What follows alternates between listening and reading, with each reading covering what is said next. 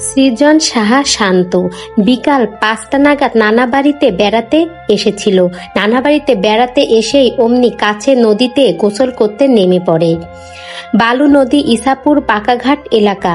নদীতে গোসল করার দৃশ্য মোবাইল ফোনে ধারণ করছিল তার ছোট ভাই সূর্য সাহা। শান্ত গোসল করতে করতে নদীর গভীরে মাঝের দিকে চলে যায়। নদীতে পানি অনেক বেশি, এখন প্রবল স্রোত। তেমনি বিকেল 5টা নাগাদ নদীতে জোয়ার ভাটার চাপও থাকে অনেকটাই বেশি। সৃজন সাহা সাঁতার অনেক ভালো জানলেও নদীর স্রোত তাকে টেনে নিয়ে যায়। সে আর উঠে আসতে পারেনি। 38 ঘন্টা খোঁজাখুঁজির পরে ফায়ার সার্ভিসের কর্মীরা তার নিথর দেহটি পানির উপরে ভাসমান পেয়েছিল। মা কান্নাকাটিতে ভেঙে পড়ে। 2টি ছেলে তার। বড় ছেলে সৃজন সাহা শান্ত, পড়াশোনা করত সে, মায়ের বড় আদরের ছিল।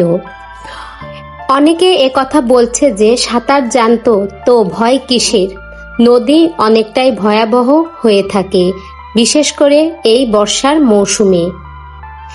নদীতে স্রোতের প্রবণতা এখনই তীব্র হয়ে থাকে।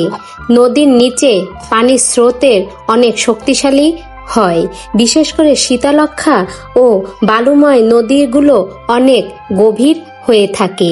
তাই এই নদীতে অনেক সাঁতারুরাও হিমশিম খেয়ে যায় কূলে ফিরে আসতে। সৃজন সাহার ক্ষেত্রেও ঠিক এমনটি ঘটেছিল। সে আর কূলে ফিরে আসতে পারেনি। তার ছোট ভাই সূর্য সাহা কিছু বুঝে উঠতে পারেনি।